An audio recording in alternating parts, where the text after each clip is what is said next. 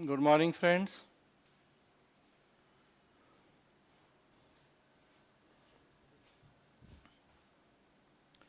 आवाज़ आ रही है आप लोगों को? ऑडियो वीडियो क्लियर है?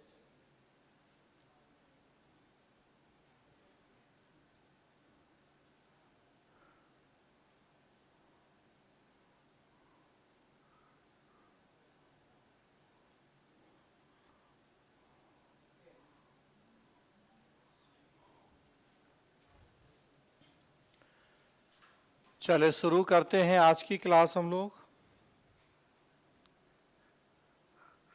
हम बात कर रहे हैं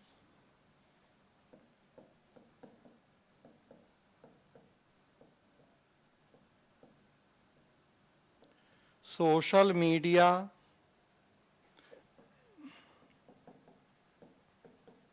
और ओटीटी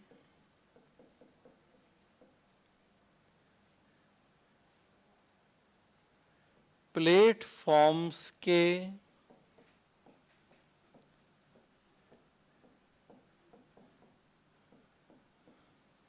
विनियमन का मुद्दा।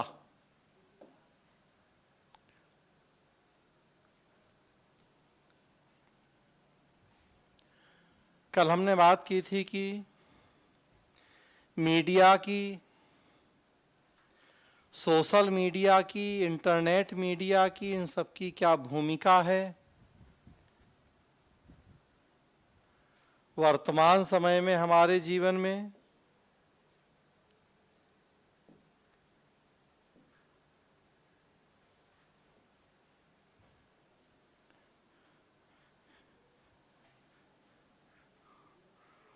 हम देख रहे थे कि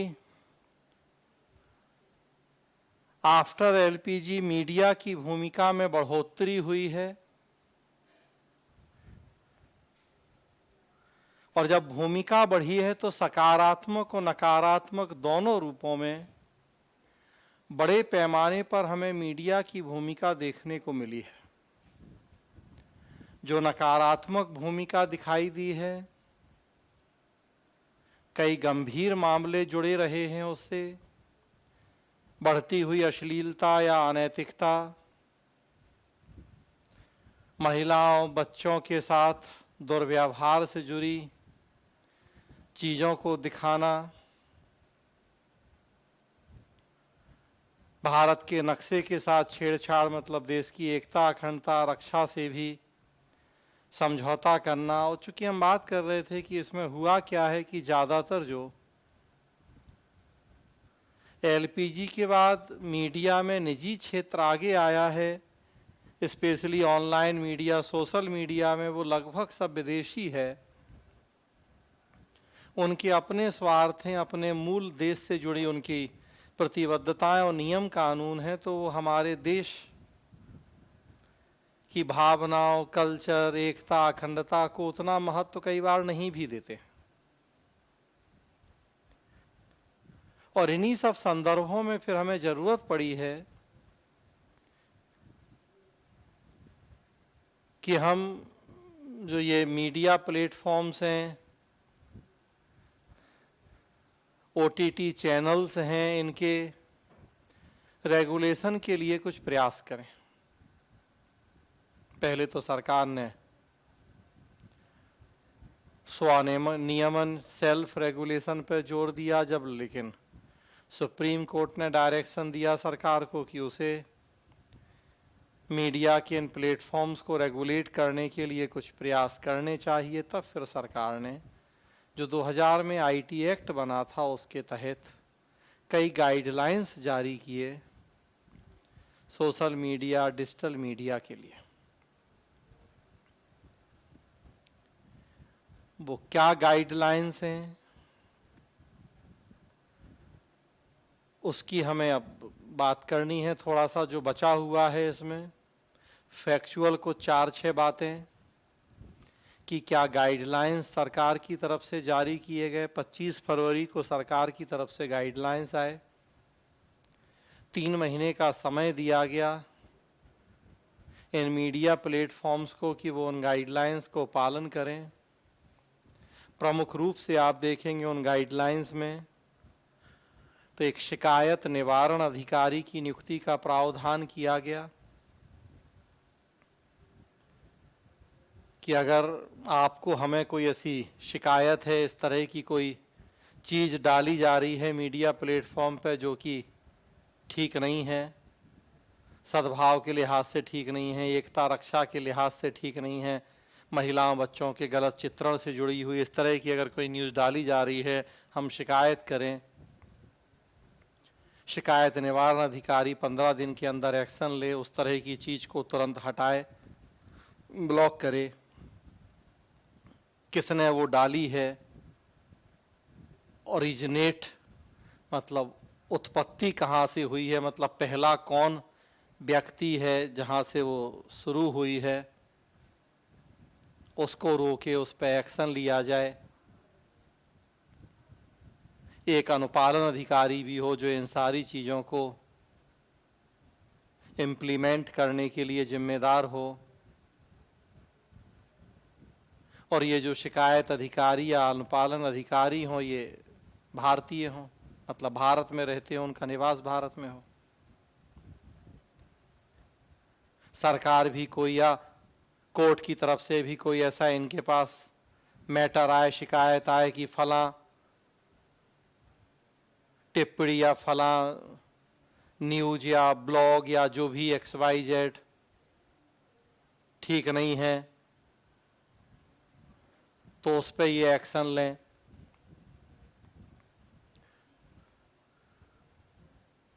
OTT प्लेटफॉर्म से कहा गया कि जो भी प्रोग्राम दिखाते हैं 5 कैटेगरी बना दें उनकी, यूनिवर्सल मतलब हर कोई देख सके, प्लस फिर उसी तरह से 13+ तक के लिए, 18+ तक के लिए, एडल्ट कैटेगरी, इस तरह से अलग अलग कैटेगरी बना दें प्रोग्राम्स की।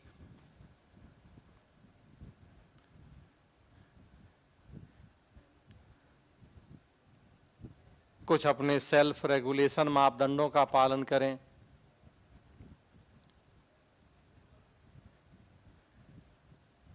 तो OTTs के लिए भी, उनके लिए काफ़ी हल्के हैं गाइडलाइंस। OTT के लिए कंपैरेटिवली अगर सोशल मीडिया से तुलना करेंगे तो OTT के लिए गाइडलाइंस तो बहुत हल्के हैं। मेन यही प्रोविज़न है कि आप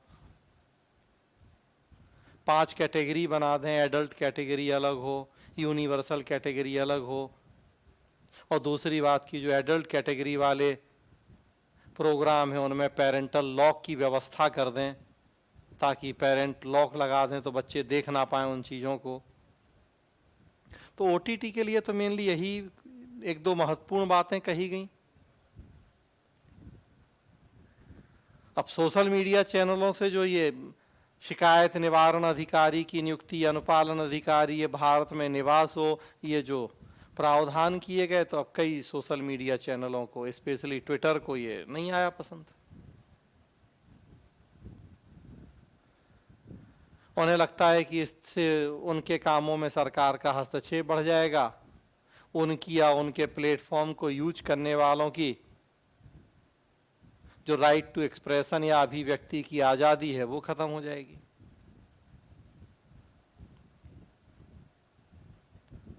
सरकार जो उनकी आलोचना से जुड़ी न्यूज या इस तरह के कमेंट होंगे, टिप्पणियां होंगी, उनको हटाने के लिए दबाव बनाने लगेगी।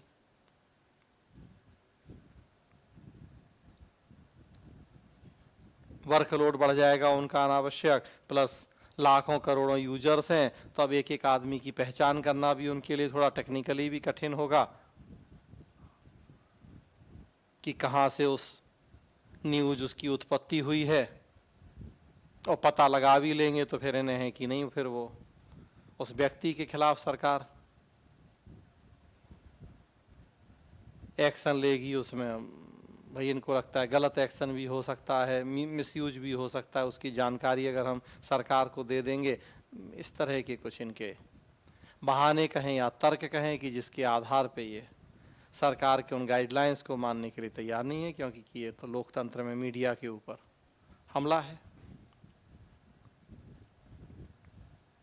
मामला कोर्ट में भी गया है, और जैसा हम बात कर रहे थे, कोर्ट ने यहाँ सरकार के पक्ष में ही फैसले दिए हैं। डायरेक्शन जारी करने के लिए कोर्ट ने ही कहा था, और अभी भी कोर्ट ने सरकार के पक्ष में ही फैसला दिया है। एक संप्रभु राष्ट्र है, सरकार को कानून बनाने का अधिकार है, और सरकार ने कानून बनाया है तो संबंधित संस्थाओं को उस कानून का पालन करने की बाध्यता है, मानना ही पड़ेगा उन्हें। अदरवाइज वो कानून उल्लंघन के दोषी कहलाएंगे, और तब उनके खिलाफ जो जरूरी कार्रवाई उस कानून के तहत हो सकती है, सरकार करेगी।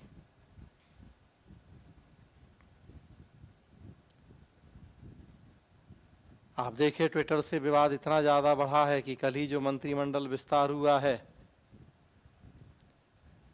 कानून मंत्री रविशंकर प्रसाद को हटा तक दिया गया है। उसी सबसे बड़ा कारण वही माना जा रहा है कि ट्विटर से विवाद। और अभी जो कुछ दिन पहले उनके भी अकाउंट को 1 घंटे के लिए जो बंद कर दिया था ट्विटर ने, तो इतनी ज़्यादा उससे देश की किरकिरी हुई है, छवि खराब हुई है कि अगर कानून मंत्री के अकाउंट को तक बंद कर देता है ट्विटर, तो अब जिस भी पक्ष की गलती हो, लेकिन आपसी बातचीत से इस तरह के मुद्दों का हल होना चाहिए। विदेशी निवेश दुष्प्रभावित हो रहा था इस वजह से, ये तक चीजें देखने को मिली हैं कि भाई छवि खराब होती है अंतर्राष्ट्रीय स्तर पे। विदेशी निवेश दुष्प्रभावित होता है, विदेशी निवेशक डरते हैं कि फिर ऐसे देश में जाके निवेश करने से क्या मतलब है जहां इस तरह के कानूनी या तकनीकी दिक्कतें हैं। तो बात देखिए छोटी मोटी नहीं है, कितनी बड़ी बात है कि किसी देश के कानून मंत्री को तक हटना पड़ा इस तरह के विवाद की वजह से। और महत्वपूर्ण मुद्दा हो गया अब हमारे लिए कल के बाद यह कि अब कानून मंत्री को हटा दिया जाए। तो लिख लीजिए थोड़ा सा, क्या वो गाइडलाइंस हैं 4-6 जो प्रमुख बातें हैं, ताकि इस टॉपिक को कंप्लीट करें और फिर अगला टॉपिक शुरू करें। तो हेडिंग दे दीजिए,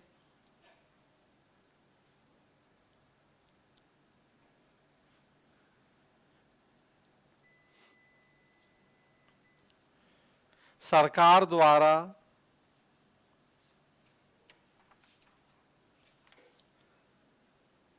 जारी किए गए प्रमुख नए दिशा निर्देश।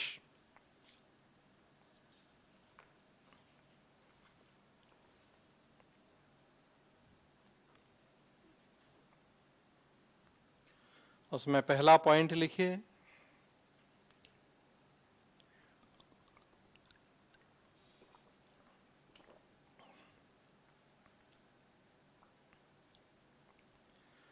प्रमुख सोशल मीडिया मध्यस्थों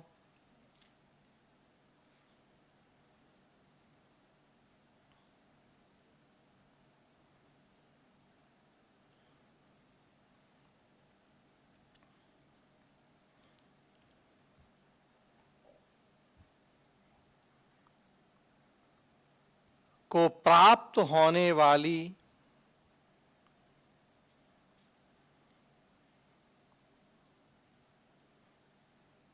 शिकायतों के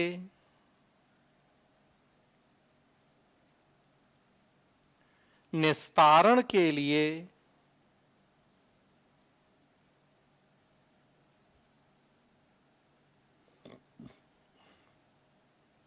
एक शिकायत अधिकारी की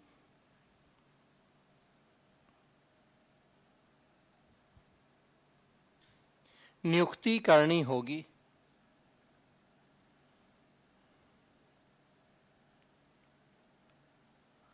और इस अधिकारी के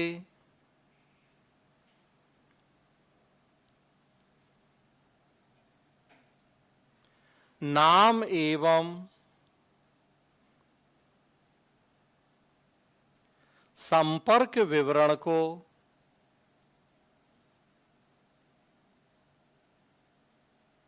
साझा करना होगा।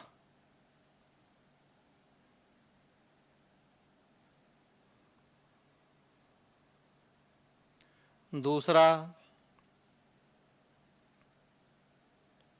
शिकायत अधिकारी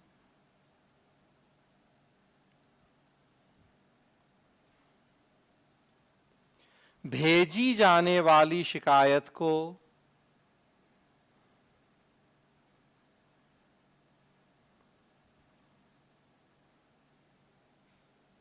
24 घंटे के भीतर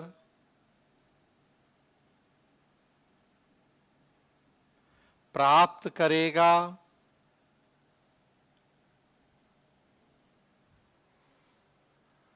तथा 15 दिन के भीतर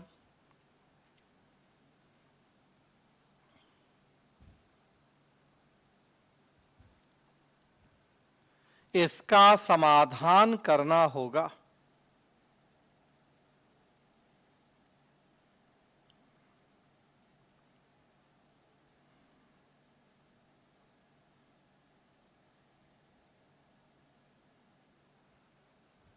अगला, कंटेंट की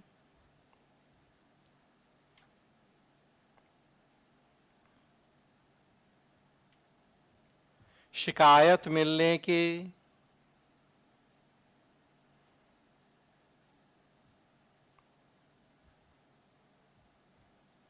24 घंटे के भीतर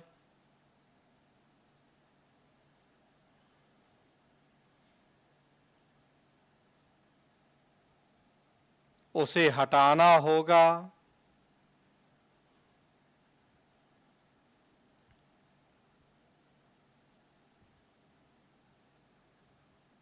या उस तक पहुंच को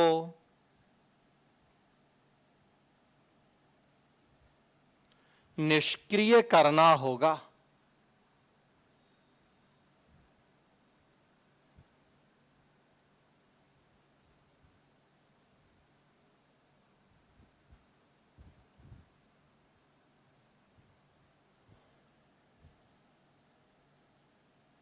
जो किसी व्यक्ति के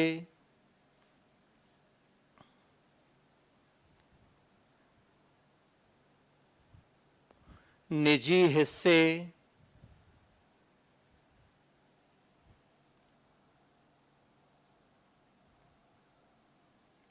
या छेड़छाड़ की गई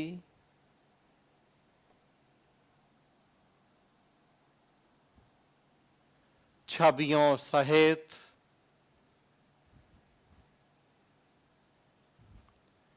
छद्म रूप को प्रकट करते हों।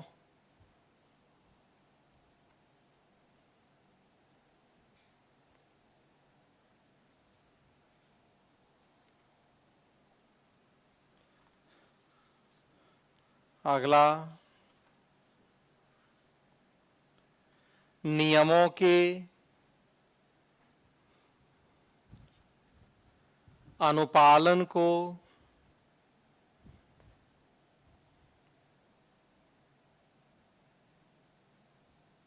सुनिश्चित करने के लिए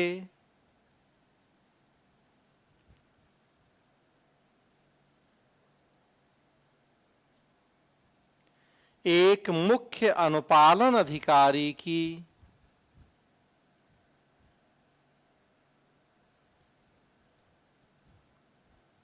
नियुक्ति होगी।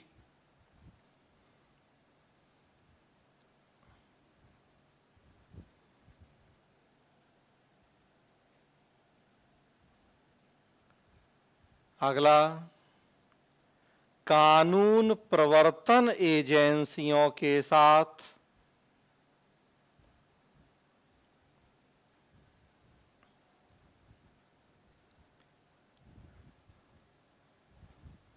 ट्वेंटी 24/7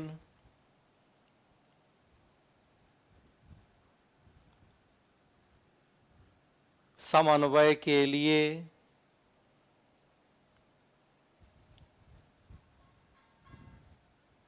नोडल संपर्क व्यक्ति की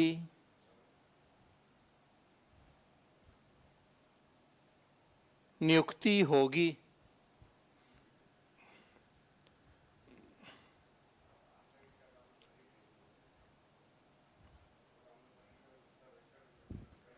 अगला, उपरोक्त सभी अधिकारी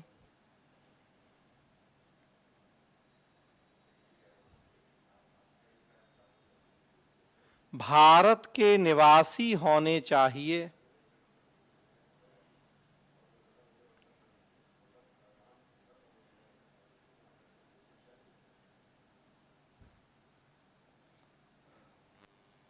अगला,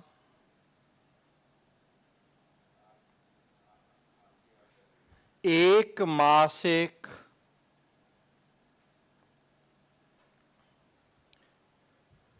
अनुपालन रिपोर्ट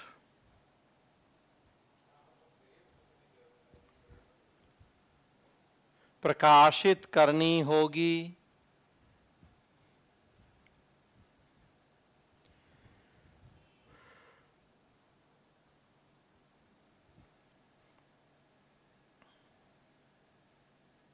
जिसमें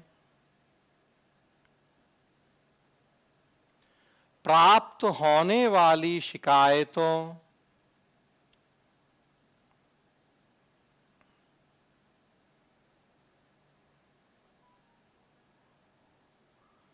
और उन पर की गई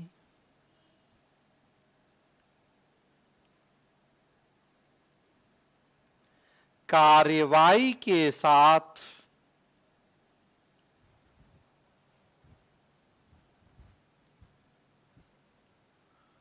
हटाए गए कंटेंट का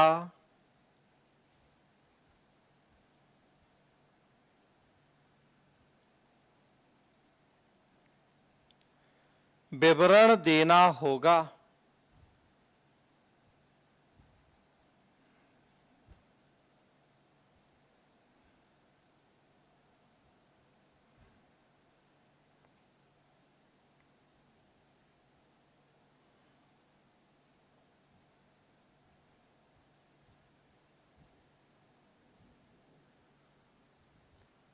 अगला, पहली बार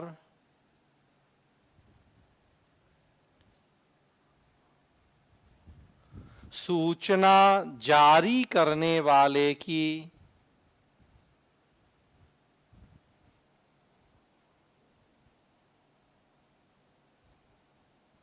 पहचान की जाएगी।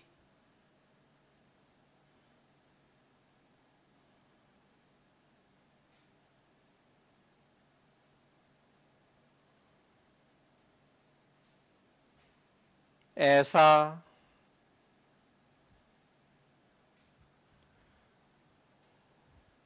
भारत की संप्रभुता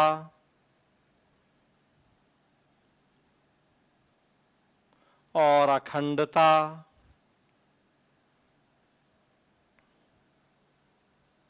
राज्य की सुरक्षा,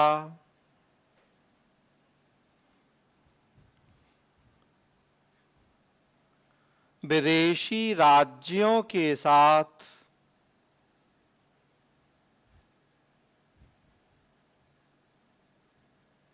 मैत्रीपूर्ण संबंध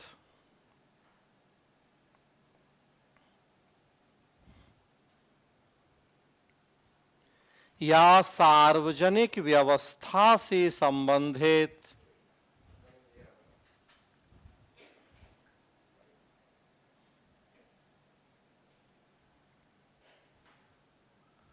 अपराधों की रोकथाम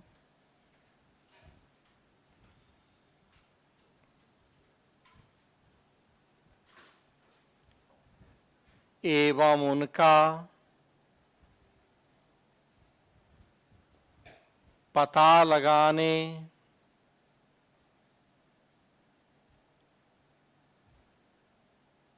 जांच, अभियोग चलाने,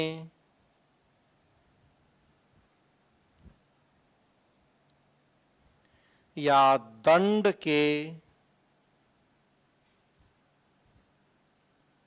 प्रयोजन हेतु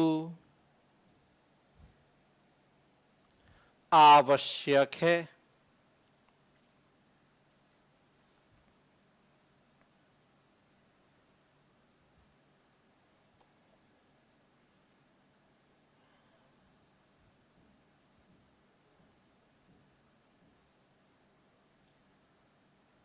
अगला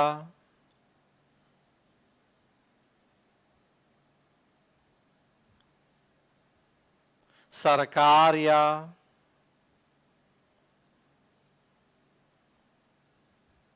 उसकी एजेंसियों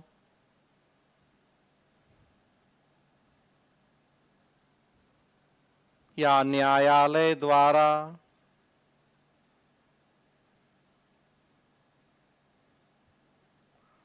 बताए जाने पर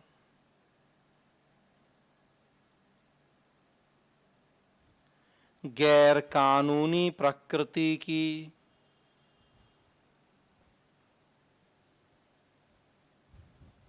सूचना को हटाना होगा।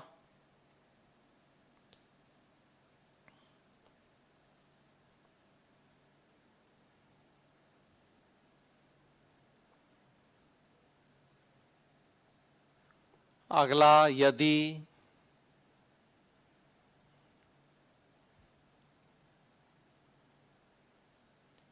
सोशल मीडिया मध्यस्थ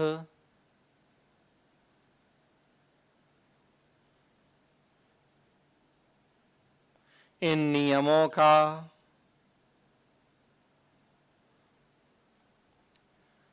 तत्परता से पालन नहीं करेंगे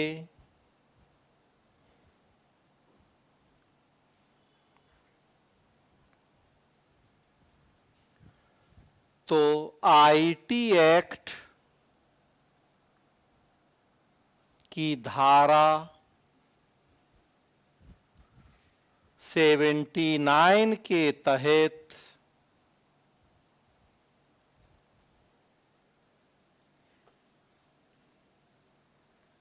मिली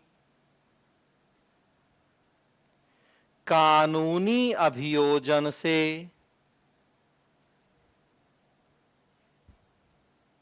प्रतिरक्षा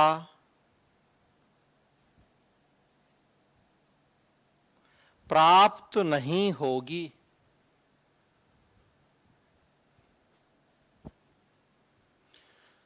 तो ये कुछ महत्वपूर्ण प्रावधान मैंने संक्षेप में आपको यहाँ लिखवाए, बता भी दिए मैंने कि क्या क्या प्रावधान है। लास्ट पॉइंट देखिए, बड़ा महत्वपूर्ण, कि सरकार के जो ऊपर आपने कुछ 7-8 पॉइंट लिखे, डायरेक्शन, गाइडलाइंस, उनको फॉलो कर लें, बहुत अच्छी बात। फॉलो नहीं करेंगे तो फिर आईटी एक्ट की धारा 79 में देखेंगे, इनको ये छूट दी गई है कि चूंकि ये मीडिएटरीज या मध्यस्थ हैं, हम कल बात कर रहे थे कि आप हम कोई उस पर कुछ मैसेज, कोई सूचना लिखते हैं, किसी और तक प्रेषित करते हैं, ये केवल मीडिएटर हैं। तो वास्तव में हमने कोई गलत अगर उसमें कोई सूचना लिखी है तो इनकी क्या गलती है वास्तव में आप देखें तो? ये तो केवल एक प्लेटफॉर्म प्रदान कर रहे हैं। तो फिर वो धारा 79 इनको उस तरह के कानूनी अभियोजन से छूट देती है कि नहीं, हम इनके खिलाफ कोई लीगल एक्शन नहीं लेंगे।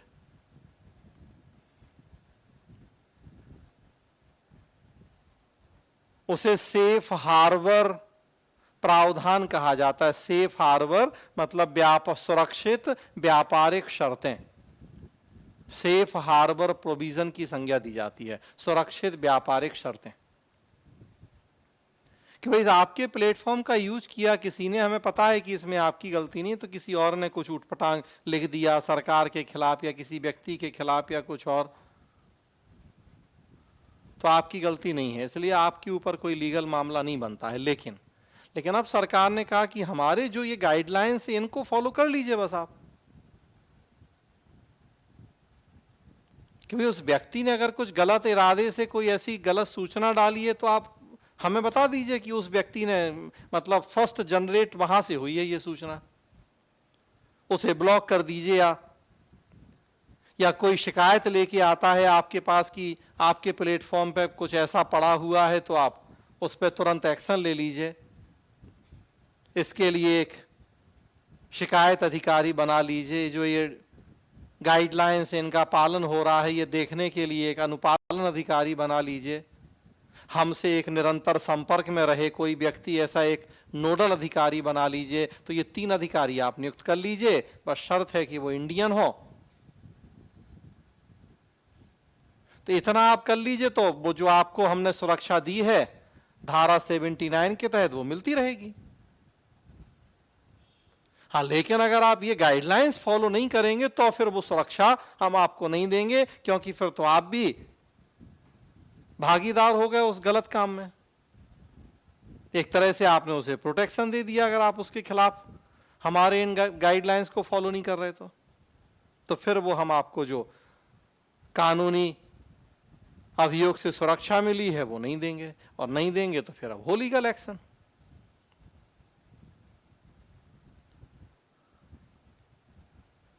जी, ट्विटर ने कहा था कि हम कर रहे 1 दिन 2 दिन 1 दिन 2 दिन, 25 मई लास्ट डेट थी, 27-29 मई तक दिखा उनका, शायद कोई व्यक्ति का नाम भी आया उसमें, 29 मई के बाद दिखना बंद हो गया वो।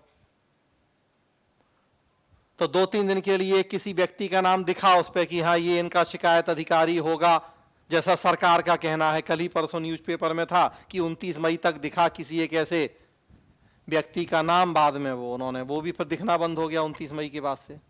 नहीं करी इन्होंने नियुक्ति, उसी को ये टाल मटोल कर रहा है, कुछ बहानेबाजी कर रहे हैं।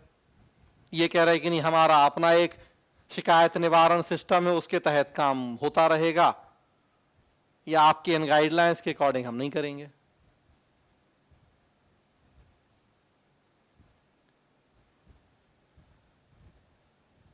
तो शिकायत अधिकारी तो नियुक्त नहीं हुआ है, उसी को लेके तो सारा ये फिर मामला अटका पड़ा है।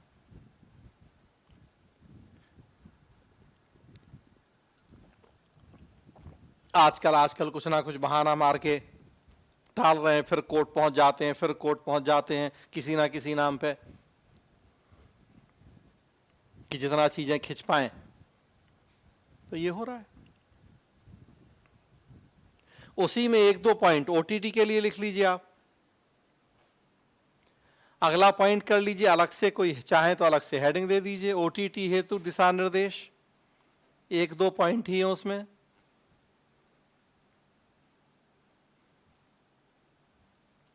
जब शिकायत अधिकारी नहीं है तो रिपोर्ट कहां से आएगी? रिपोर्ट कौन बनाएगा मासिक?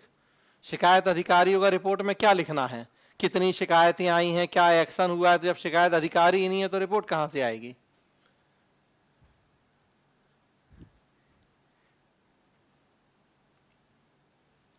हेडिंग दीजिए ओटीटी हेतु निर्देश।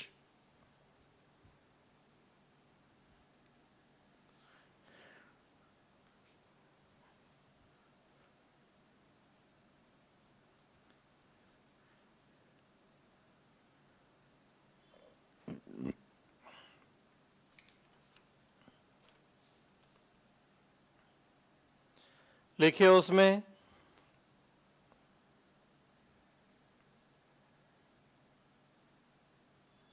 ओटीटी प्लेटफॉर्म को, पहला पॉइंट लिखिए, पहला, ओटीटी प्लेटफॉर्म को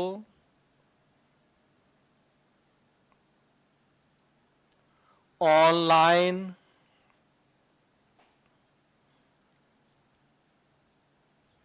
प्रसारित होने वाले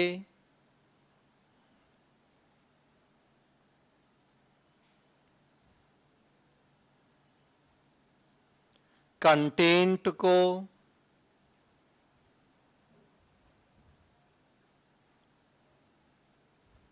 उनकी विषय वस्तु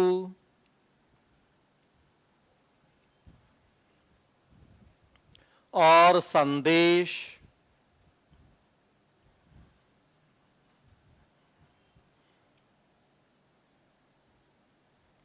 हिंसा,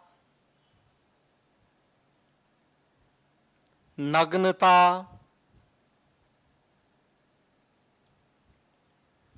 नशीली दवाओं,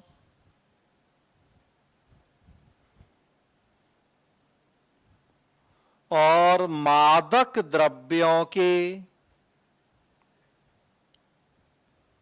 सेवन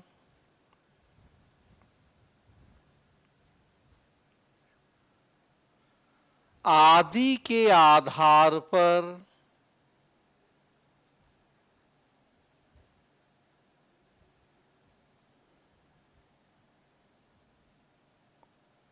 5 आयु आधारित श्रेणियों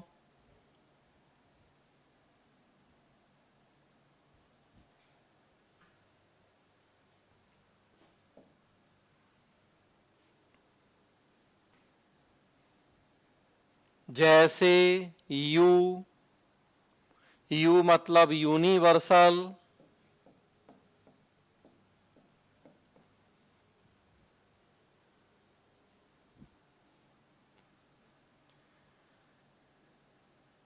फिर U ऑब्लिक A7+ मतलब एज 7+ के लोग देख सकते हैं उसे।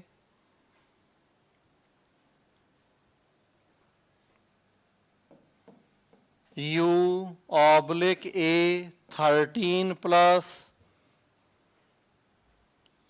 कि 13+ के लोग देख सकते हैं, जिसे एज 13+ वालों के लिए वो यूनिवर्सल है।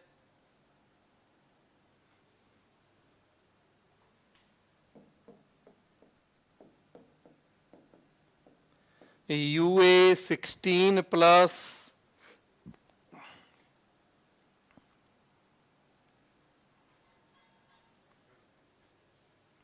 और A एडल्ट।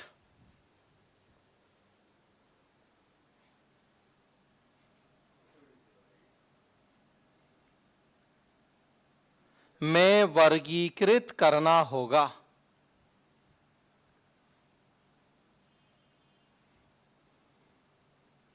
तो 5 कैटेगरी हैं।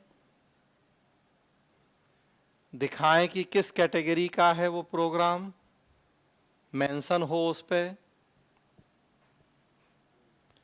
दूसरा पॉइंट लिखें,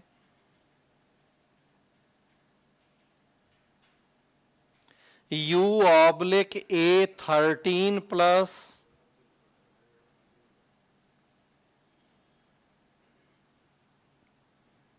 या उससे ऊपर की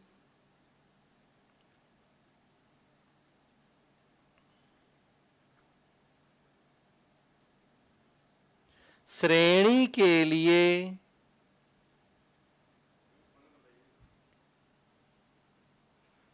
पेरेंटल लॉक का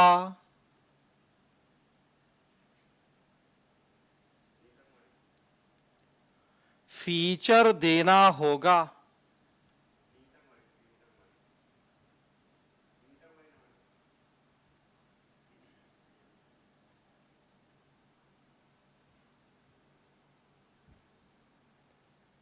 और ए श्रेणी के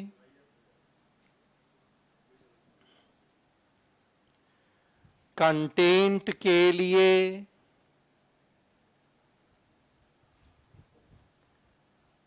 आयु को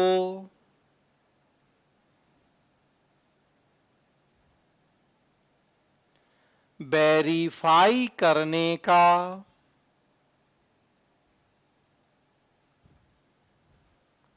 बेहतर मैकेनिज्म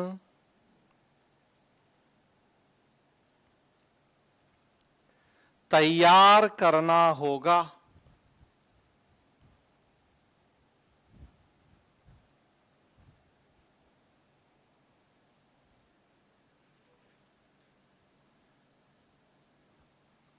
अगला,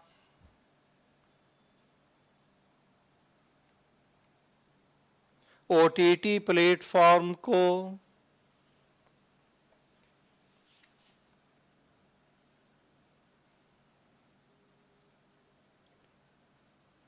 किसी ऐसे कंटेंट को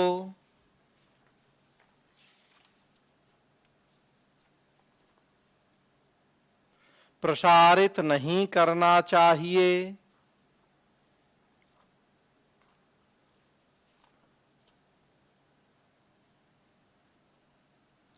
जो किसी विधि के अंतर्गत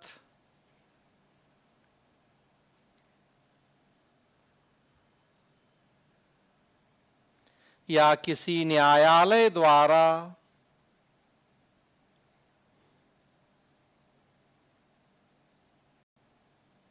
प्रतिबंधित हो।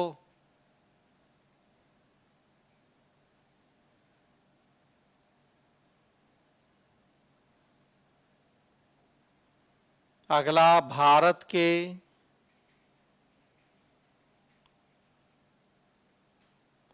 बहुजातीय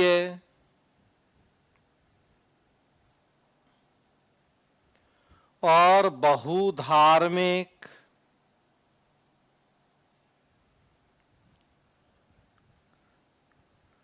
संदर्भ को ध्यान में रखते हुए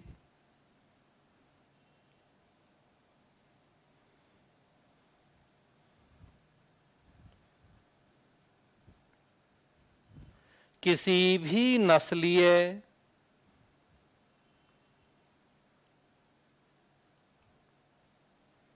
या धार्मिक समूहों की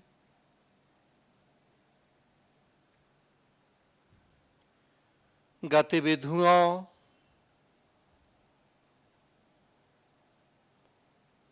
प्रथाओं के प्रदर्शन में सावधानी बरतनी चाहिए।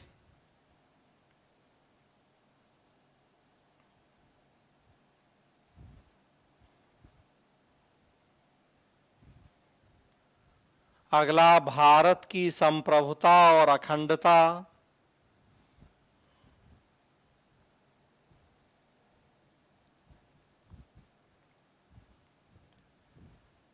देश एवं राज्य की सुरक्षा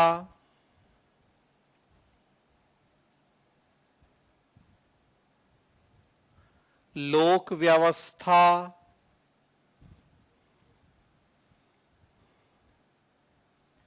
जैसे कारकों को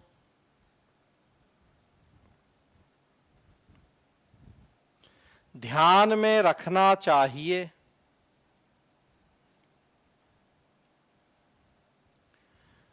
तो ये कुछ आप देखिए ओटीटी के लिए हैं डायरेक्शन या गाइडलाइंस।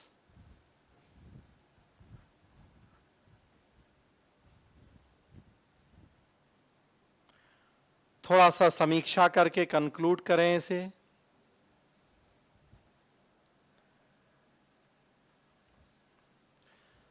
साइड हेडिंग दे दीजिए।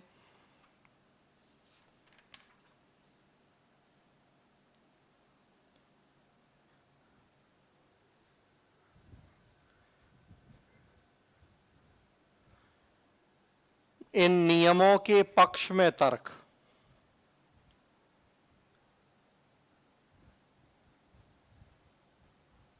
इन नियमों के पक्ष में तर्क।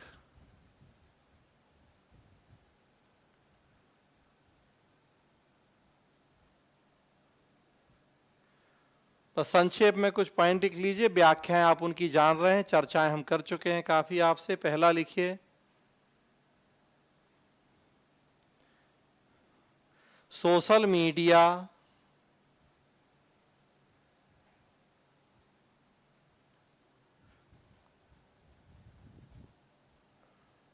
और ओटीटी प्लेटफॉर्म्स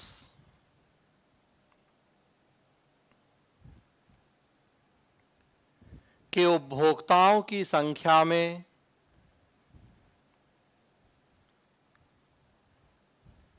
निरंतर वृद्धि।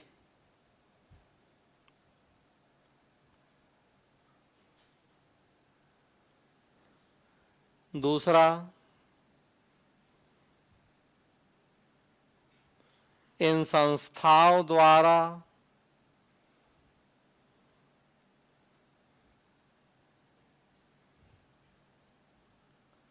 स्वनियमन की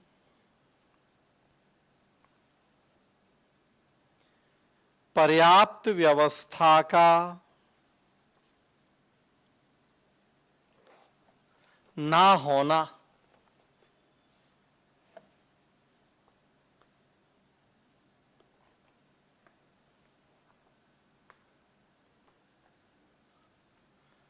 तीसरा, महिलाओं की सुरक्षा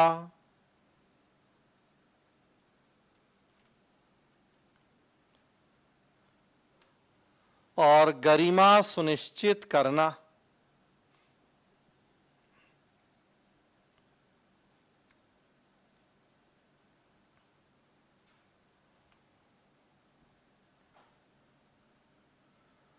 अगला, फेक न्यूज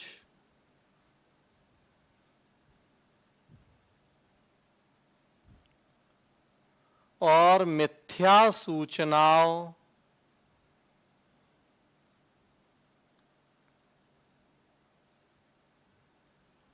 के बढ़ते प्रसार पर रोक।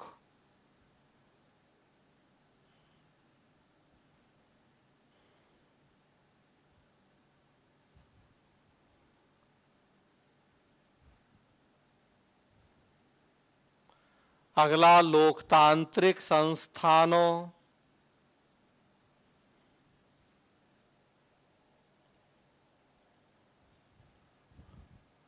और सुरक्षा व्यवस्था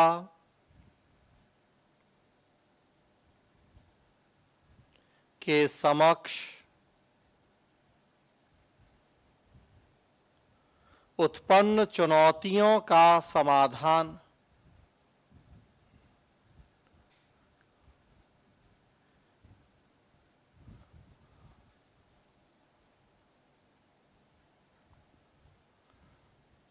अगला, सामाजिक सद्भाव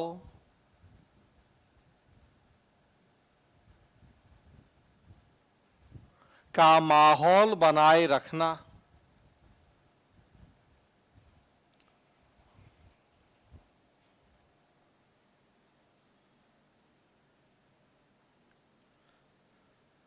अगला, जनता की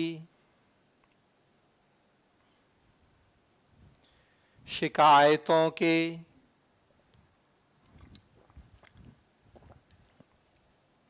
त्वरित समाधान की व्यवस्था।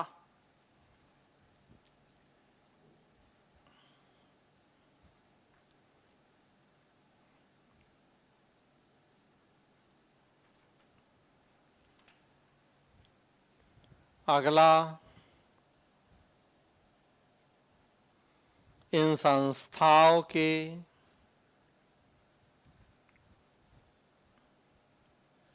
नियमन एवं नियंत्रण हेतु उपयुक्त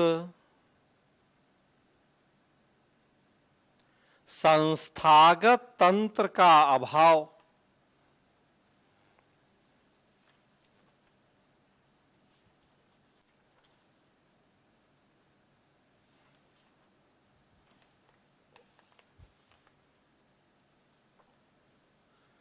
कुछ विपक्ष में तर्क लिख लीजिए, दो चार।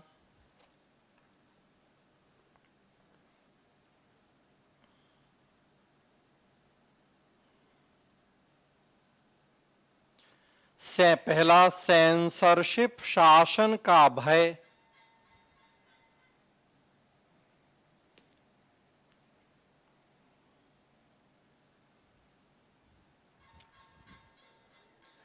दूसरा, पहले से ही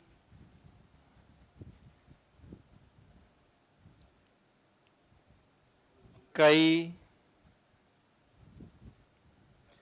वैधानिक प्रावधान उपस्थित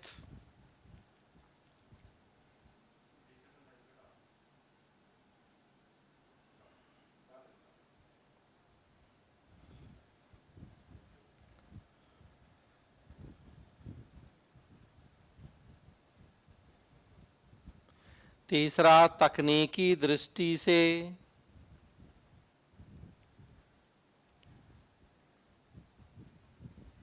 नियमों का पालन करना कठिन।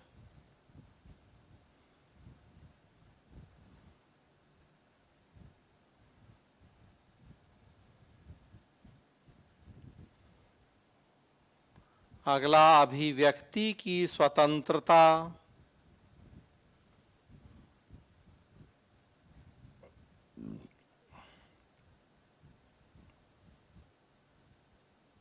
पर चोट।